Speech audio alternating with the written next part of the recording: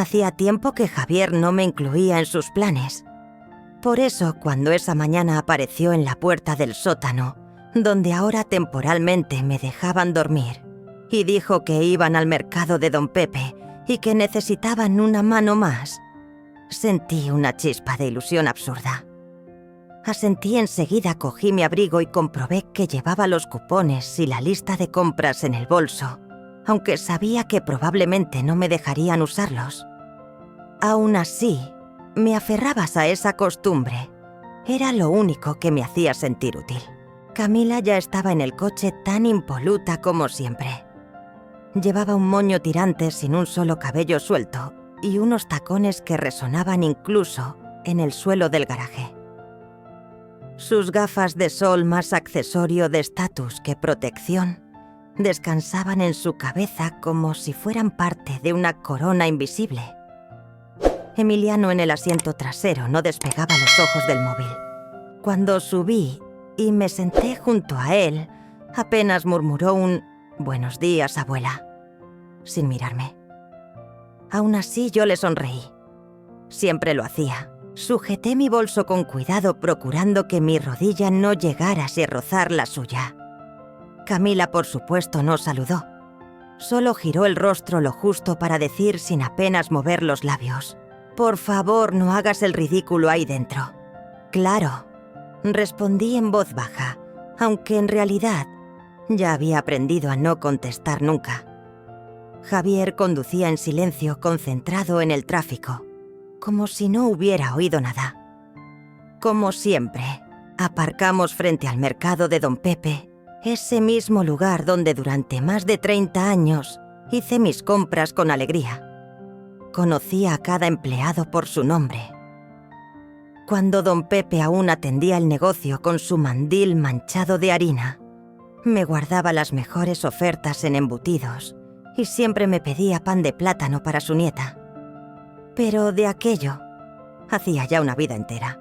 Camila entró al establecimiento con paso marcial, empujando el carrito como quien lidera una tropa.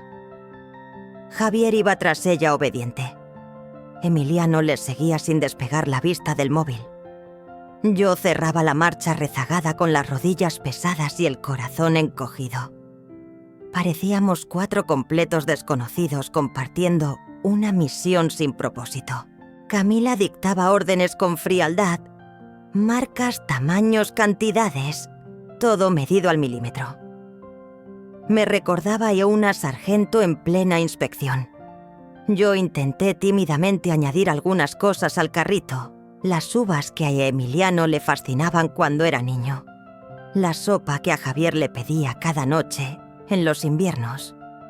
Pero cada vez que extendía la mano, su voz cortante caía como una guillotina. «Eso no está en la lista», y lo dejaba de nuevo en la estantería. En ese momento comprendí, no era una compra, era una representación, y yo era solo el relleno de fondo. En la caja del supermercado me encontré junto al terminal de pago, con un muchacho de unos 20 años. Tenía unos ojos serenos y una sonrisa que, aunque sencilla, destilaba humanidad. «Buenos días, señora», dijo mientras escaneaba el primer artículo. «¿Qué tal su jornada?». No alcancé ni a abrir la boca cuando Camila se interpuso con su voz cortante. «No hace falta que le hables. Es solo la mujer que nos ayuda en casa. No tienes que entretenerla». Sus palabras me atravesaron como una bofetada seca. Un calor helado me trepó por la garganta. El rostro del chico vaciló. Su expresión se nubló por una duda incómoda. Justo detrás de mí, Javier soltó una carcajada bronca como escupida. Emiliano no tardó en sumarse, repitiendo el gesto con esa risa hueca que aún no era suya, pero ya le empezaba a calar. «Sí, solo viene con nosotros para cargar las bolsas», remató entre dientes. Apreté el asa del bolso con una fuerza que no recordaba tener. No fui capaz de mirar al chico ni a las personas que aguardaban tras nosotros. Me quedé inmóvil mientras las risas brotaban sin pudor, mientras Camila pagaba con esa sonrisa sarcástica y mi hijo no decía ni una palabra. Salí de aquel supermercado del mismo modo en que había entrado, en silencio, con pasos medidos, borrada. Pero algo en mi interior, algo dormido durante demasiado tiempo, empezaba a desperezarse. El trayecto de vuelta fue un murmullo apenas respirado para mí. Camila parloteaba sobre una reserva para cenar en no sé qué restaurante nuevo. Javier comentaba sobre el partido de la noche y Emiliano, con los auriculares puestos, se balanceaba al ritmo de una canción que solo él oía. Yo miraba por la ventana viendo cómo los edificios se disolvían unos en otros como manchas de una vida ajena. Nadie me preguntó si estaba bien. Ninguno hizo alusión a lo sucedido frente a la caja. Para ellos ya era una anécdota prescindible. Al llegar a casa, el cuerpo actuó por costumbre. Tomé 2 bolsas de la compra sin pensarlo. Camila cogió una. Javier, como siempre, las manos vacías. Emiliano desapareció escaleras arriba como si el mundo no lo tocara. «Prepara algo ligerito para cenar, porfa», me lanzó Camila sin mirarme. Asentí. Como siempre, cociné una sopa desde cero. Caldo de pollo con arroz como las de antes, como las de los días de banquetes. Ninguno pronunció un gracias. Javier no apartó la vista del móvil. Emiliano comió con la misma pasión que se le echa gasolina a un coche. Yo fregué cada plato, pasé el trapo por la encimera y lo doblé con cuidado, con esa precisión que tenía cuando me contrataban para eventos.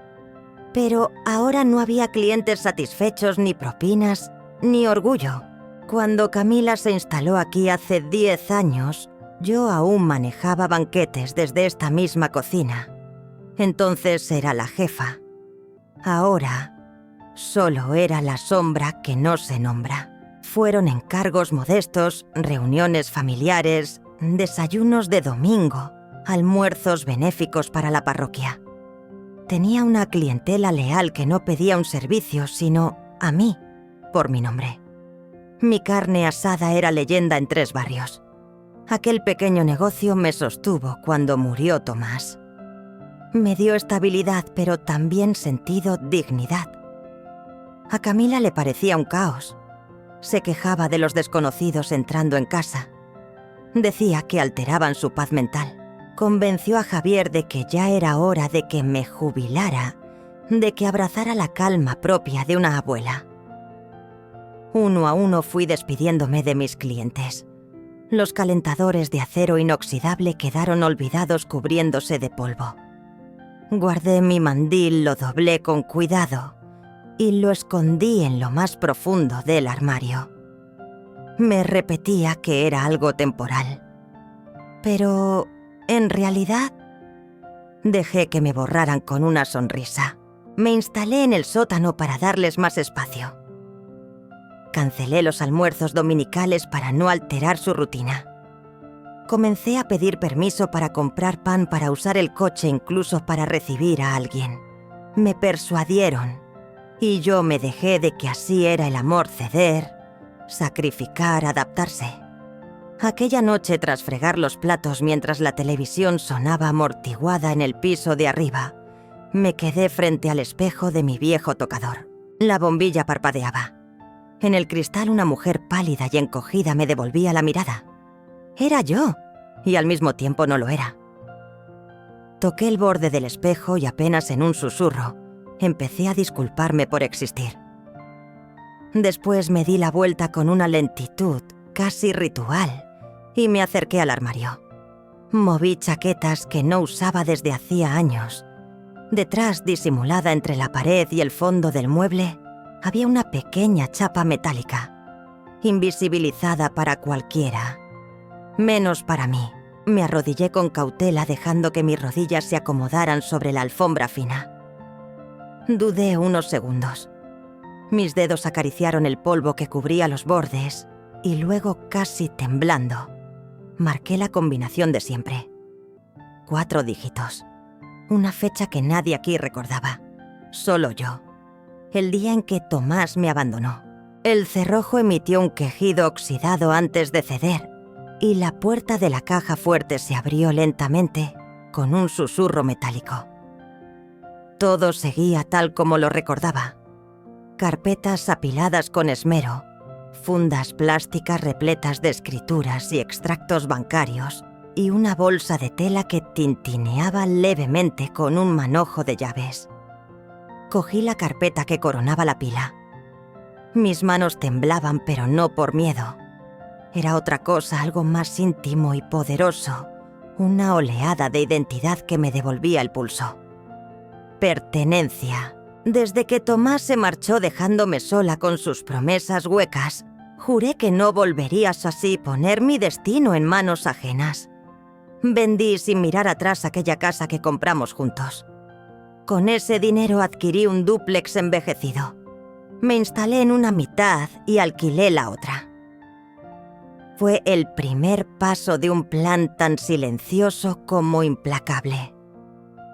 Con los años invertí con una paciencia quirúrgica decisiones firmes invisibles. Nadie preguntó. Y yo jamás ofrecí explicaciones.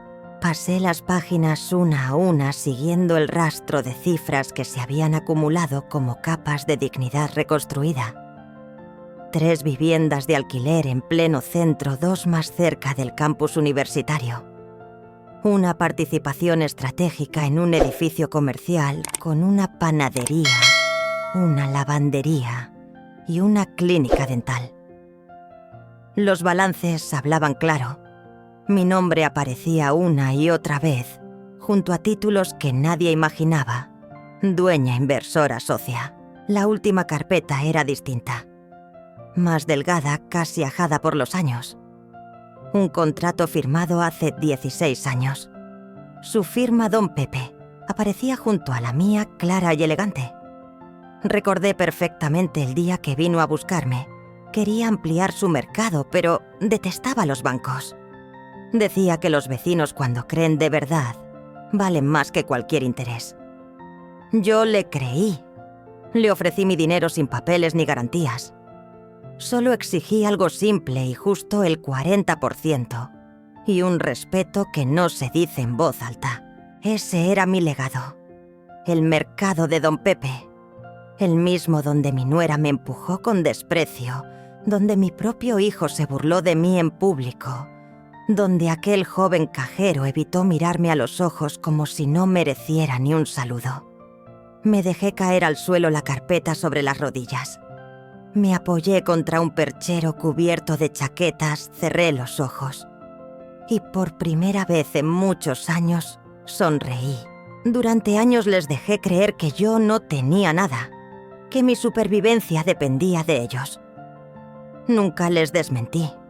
Me observaban con lástima o con descendencia según el día, pero esa no era la verdad. Nunca lo fue. Y por fin había llegado el momento de dejar de disimular. Tomé las carpetas, las alineé meticulosamente sobre la colcha y regresé al armario para sacar el resto. Ahí no solo guardaba cifras y documentos, también guardaba historia e influencia y todas las pruebas necesarias. No tenía aún claro qué haría con todo eso, pero sí sabía algo con absoluta certeza. Jamás volvería a permitir que me trataran como si no valiera nada. Y muy pronto unas simples palabras confirmarían que había llegado el momento de poner fin a la farsa.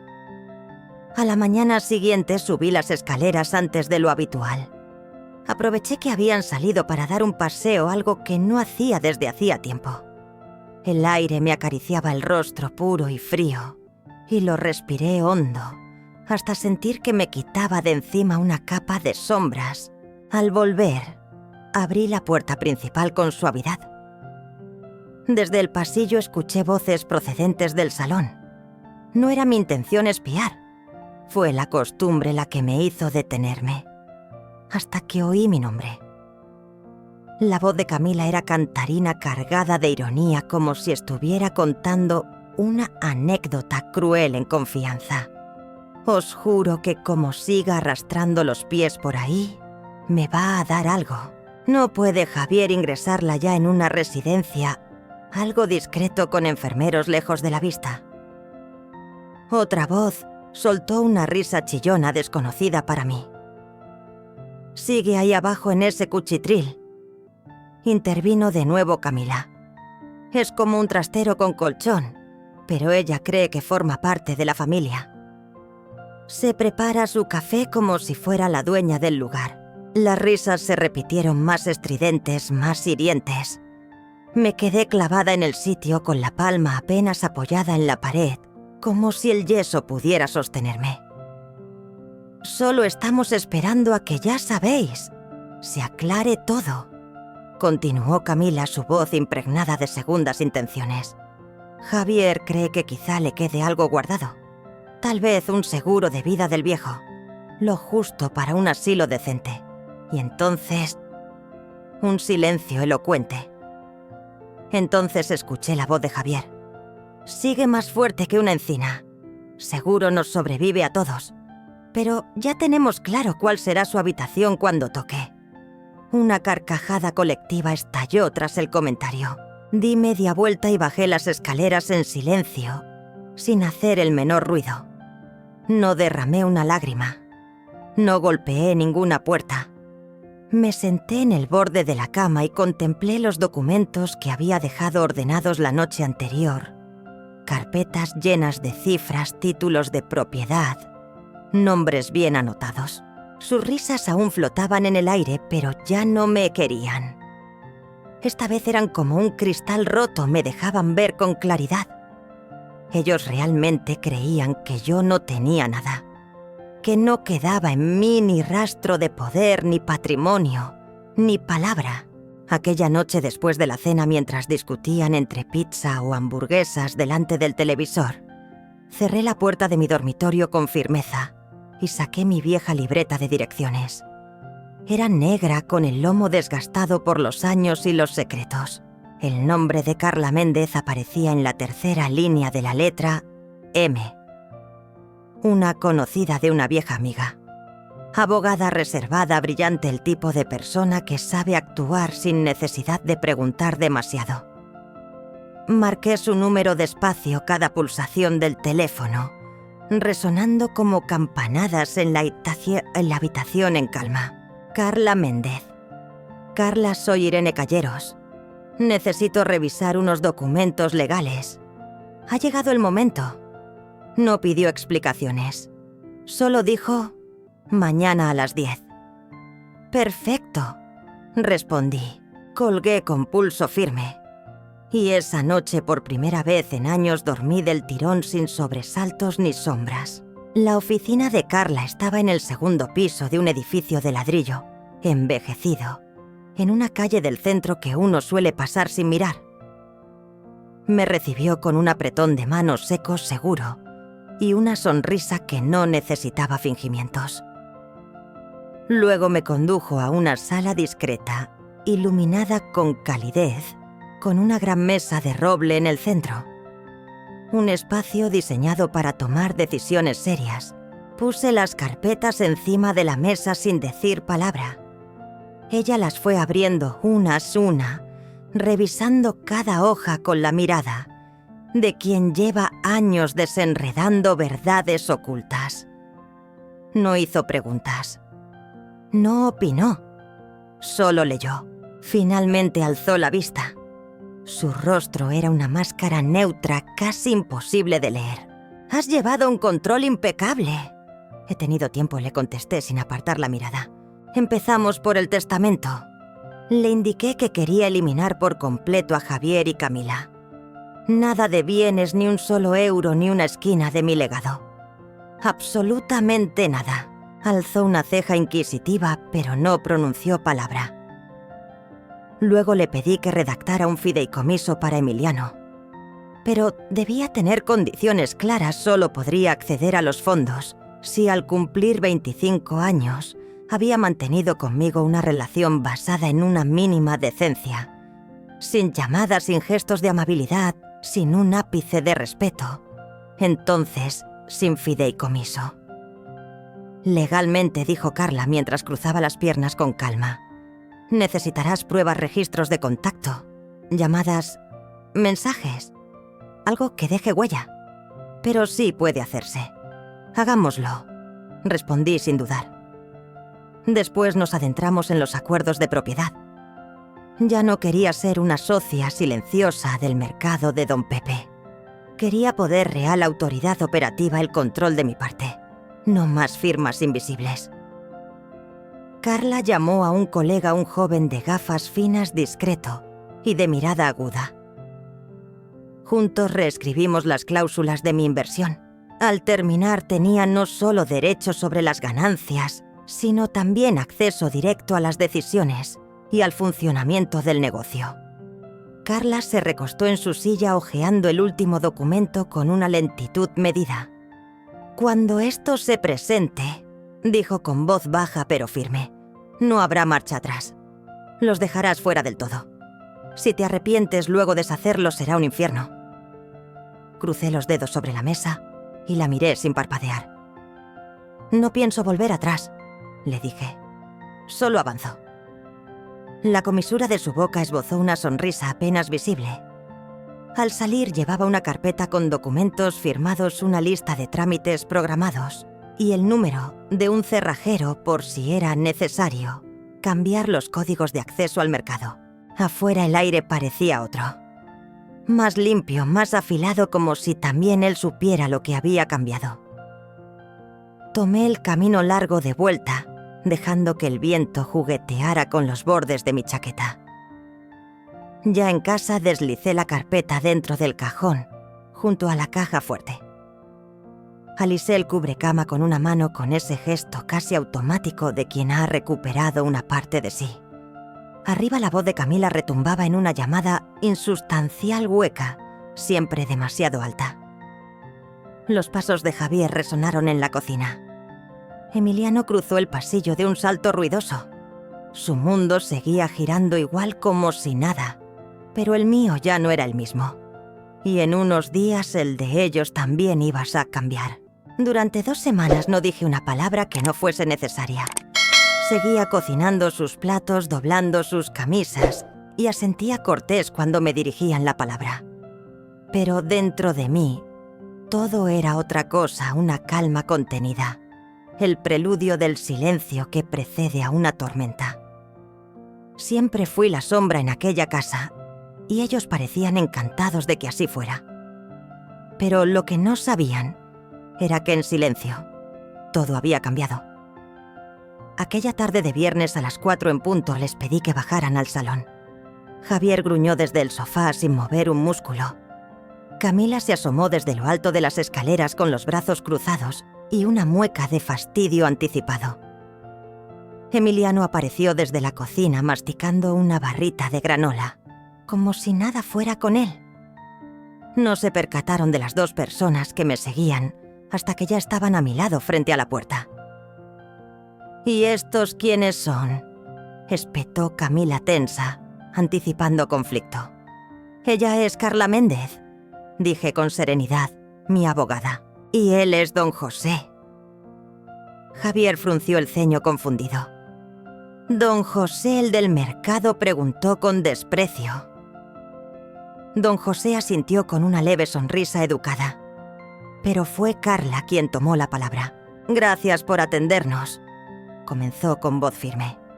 «La señora Calleros nos ha pedido estar presentes para esclarecer ciertos temas». Camila entrecerró los ojos dirigiéndome una mirada cargada de sospecha. ¿Temas de qué soltó?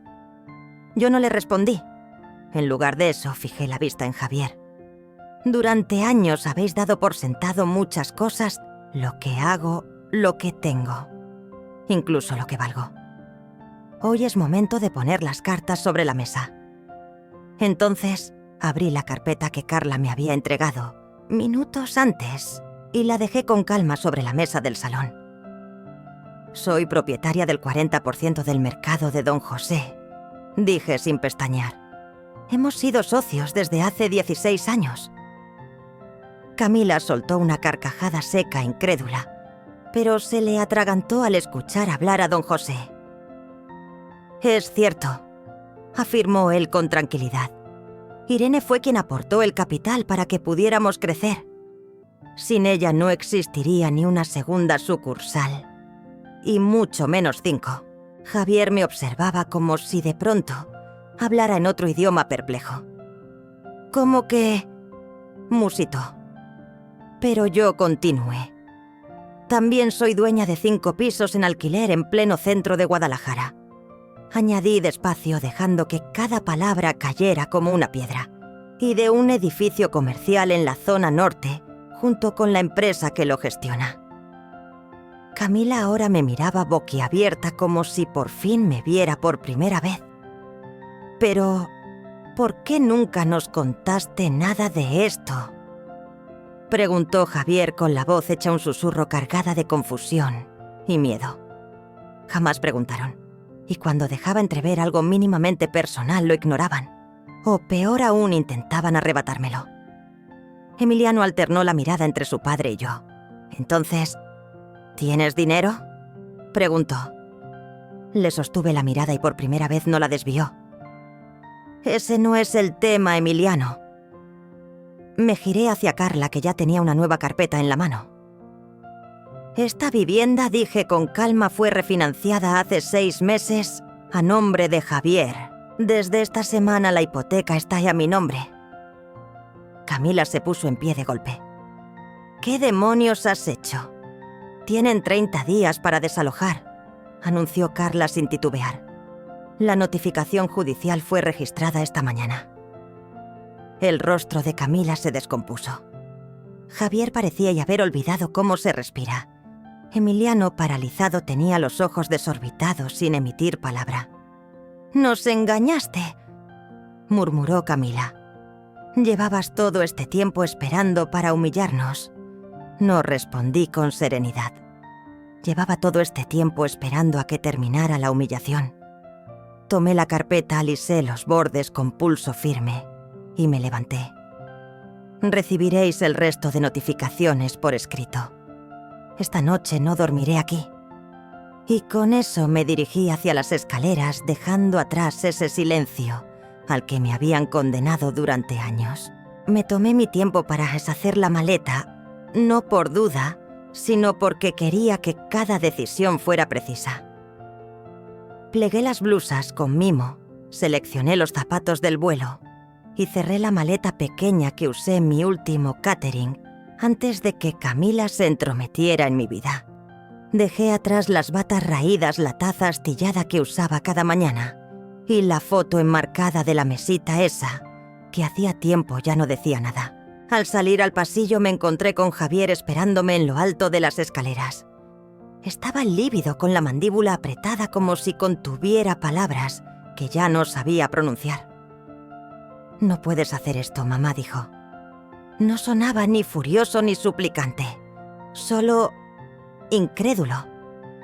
Le miré fijamente. «Ya lo hice». Camila no apareció. Sabía que conmigo era más fácil cuando me tenía agotada, minimizada, silenciada. No supe qué decirle a alguien que ya lo había perdido todo. Arrastré mi maleta por el salón con un silencio denso. Emiliano, encogido en una esquina del sofá, me miraba sin parpadear. Me detuve a su lado apenas unos segundos. «Algún día lo comprenderás», murmuré, quizá antes de lo que imaginas.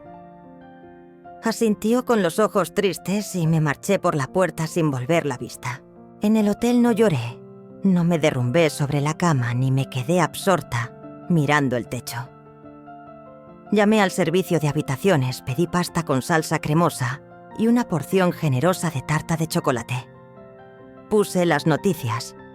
Preparé un baño caliente. Me sumergí hasta que el cuerpo dejó de recordarme el peso de los últimos meses. Después abrí mi portátil, entré en mi cuenta de viajes y reservé un billete solo de ida. Destino: Italia. No avisé a nadie. No dejé notas ni explicaciones. A la mañana siguiente, antes de que el cielo rompiera en luz, ya estaba en pie. Lancé una última mirada a la habitación, ordenada neutra, como si nunca hubiera existido en ella. Metí mis pocas pertenencias en la maleta y salí al pasillo mientras la ciudad aún bostezaba. Nadie fue testigo de mi marcha, y eso estaba bien. porque no me iba derrotada. No escapaba, me estaba eligiendo. Me elegía por fin. Respiré el aire fresco del amanecer con una paz nueva. Me subí la cremallera de la chaqueta y pedí un taxi al aeropuerto. Cuando el avión alzó el vuelo y cruzó el cielo nublado de Jalisco, no sentí culpa. Llevaba mi nombre, mis elecciones, mi voz. Y por primera vez en mucho tiempo recuperaba lo que siempre me perteneció mi vida. El panadero siempre me reserva los panes más crujientes, los que tienen esa corteza que se rompe al primer mordisco. Y la florista sin falta me coloca una cinta extra para adornar la ventana de la cocina. Hablo castellano, por supuesto, pero también me defiendo con algo de italiano, lo justo para desenvolverme con soltura. Leo cada día, escribo cartas con esmero y camino sin nadie que me marque el paso. Emiliano llama todos los domingos. Al principio sus llamadas eran como caminar sobre cristales. Me preguntaba cómo estaba, hablaba de la universidad y sus disculpas se deslizaban entre dientes tímidas incompletas. Pero con el paso de las semanas su voz empezó a tomar cuerpo. Ya no me llamaba abuela con esa frialdad de quien lo hace por costumbre. Empezó a interesarse de verdad. ¿Qué novelas tenía entre manos? ¿A qué olía el lago al amanecer? ¿Cómo era esta nueva vida mía ahora que me pertenecía por completo? «Perdona que me ría», murmuró una vez roto por dentro. Sabía que no tenía gracia. Le respondí que lo importante era que ahora comprendiera. Un mes después de mi llegada firmé los papeles definitivos para lanzar la Fundación Calleros, una red de apoyo a mujeres mayores atrapadas en dinámicas familiares asfixiantes. El objetivo era claro. La dignidad no se mendiga, y menos ante quienes comparten tu apellido. Algunas noches, cuando el lago se tiñe de oro y el día se apaga en un suspiro, me siento con una copa de vino entre las manos y dejo que el silencio me arrope. No pienso en Jalisco ni en la mujer que fui. Murmuro para mí misma no con rencor, sino con serenidad. Esto no es una revancha. Es volver a ti y a nacer. ¿Alguna vez te has callado para que no te dejen de querer? Y si por fin decidieras quererte tú,